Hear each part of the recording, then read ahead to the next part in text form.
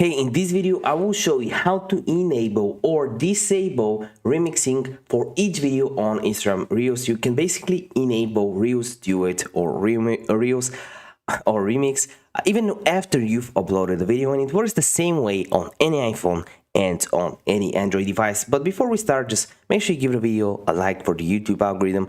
Each like helps out a lot. Subscribe if you're new. We're just nearly 14,000 subscribers, which is great. So yeah, let's start. What you want to do is actually open up Instagram, and when you do, you want to click on your profile at the bottom right corner, and here you have different options. You can check your feed, you can check your reels. After you click the profile button at the bottom right corner, click the reels option, which would be the second tab. I just have one reel for testing purposes. And to actually enable or disable remixing, you want to click on the three dots at the bottom right corner, right on top of your profile photo. And here you have an option to either enable remixing, and I'll do that, or disable remixing, which is also a very simple when you click the three dots again. As I promised, it's a simple tutorial, but now you can have some questions. You can let me know in the comment section down below.